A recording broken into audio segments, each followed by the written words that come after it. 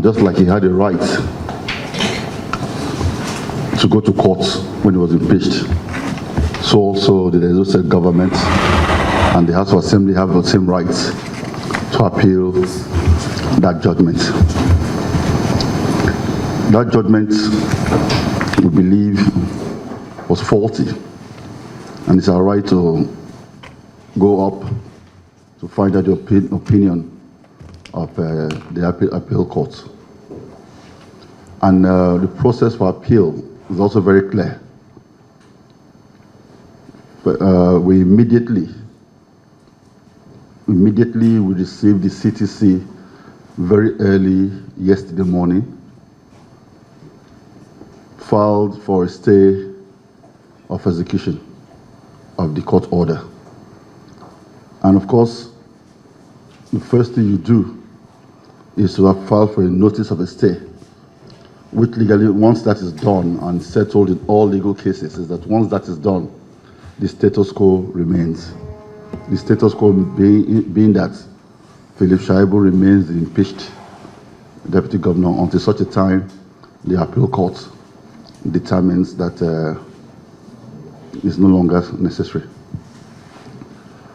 And even though the High Court had given directives to the police to execute the judgment, which is what is done everywhere, the police, law enforcement agencies execute judgments. Nobody that gets judgment executes judgment by himself or with the aid of thugs. What we saw yesterday was a blatant disregard for law and order. The former deputy governor, in company of his newfound friend, the mute governorship candidate of the APC, flew into Benin. But before coming into Benin, they mobilized thugs, armed thugs, known thugs, street urchins, in an attempt to destabilize Edo people and destabilize Benin City. And while this was going on, the Edo State Commissioner of Police rushed to the airport and advised Mr. Philip Shaibu and his co-traveler, the candidate of the APC, and told them that a notice of stay execution has been filed. And as such, what you're planning to do, you cannot invade Edo State Government House, because apparently the police had the intelligence report that that was their plan. And not only that, it was also told and shown the documents where this order or this file, this motion was submitted to the IG of police and even to his own office, that this has been done. With total disregard for the Commissioner of Police for Law and Order, Shaibu insisted on storming Benin City. He was doing this even though the police commissioner had seen that he had come in with thugs and advised him to disperse the thugs and not do the road work he was planning to do. I told him that his thugs are armed because they were openly brandishing their guns. They were not hidden, openly brandishing weapons. Their plan was that they want to cause as much destruction, as much mayhem, as much chaos within the Benin metropolis. Because when this is done, they can now cry to the federal government to come and start making arrests of the Edo PDP politicians, including myself, because they want us off the way so that they can do whatever they want to do for the election to give them some advantage. The federal government is aware, and we believe at this point should actually set up a high-powered investigative panel to investigate exactly what happened yesterday. And it's so sad now. Edo State Government commiserates with the family of the police officer who lost his life in that unfortunate incident. It's a shame that a commissioner of police could not control Shaibu and his thugs, and now has led to the loss of life of one of his men.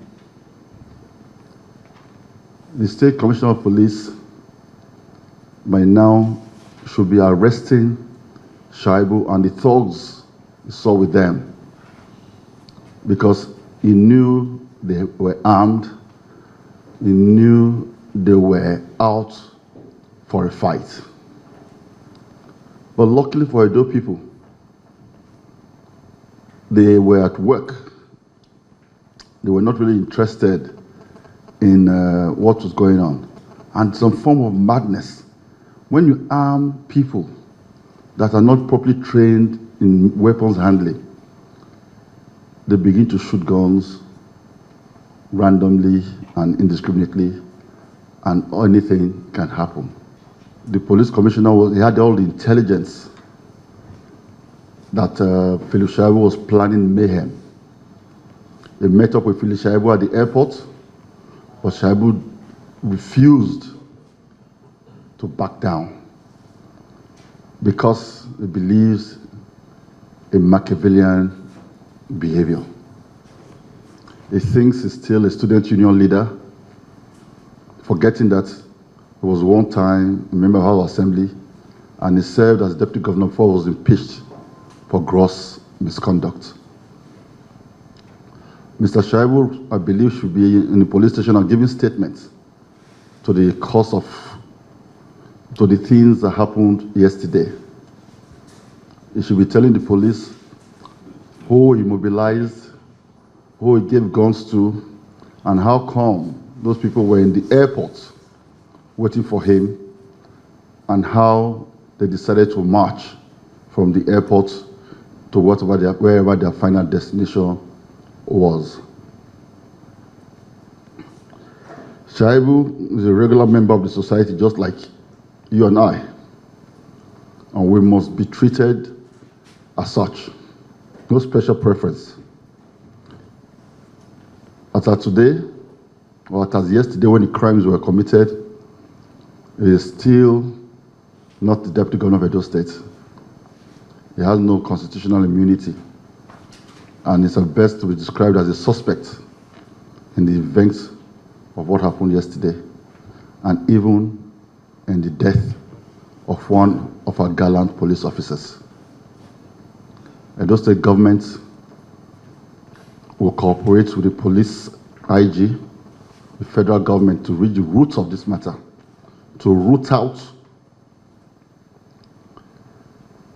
the bad eggs who parade themselves as politicians, but instead they are violent. We express our heartfelt condolences to the family of the officer that passed away on account of this mindless violence yesterday.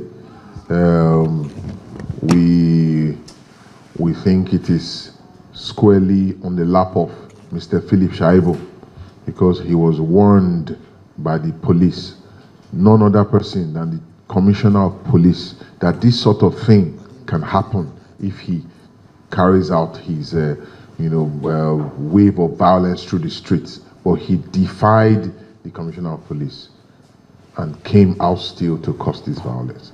So we believe that the full responsibility for this death sits squarely on the doorstep of Mr. Philip Shaibu. We want to call on all Edo people to go about their lawful businesses. Efforts are being made now to ensure that this violence does not escalate and does not degenerate, but we are calling on the police to do their jobs. The Commissioner of Police in this circumstance is a witness, because he, none other person than he, got to the airport, saw Mr. Philip Shaibu, showed him the notice of stay of execution, and asked him to stand down, but Mr. Philip Shaibu defied him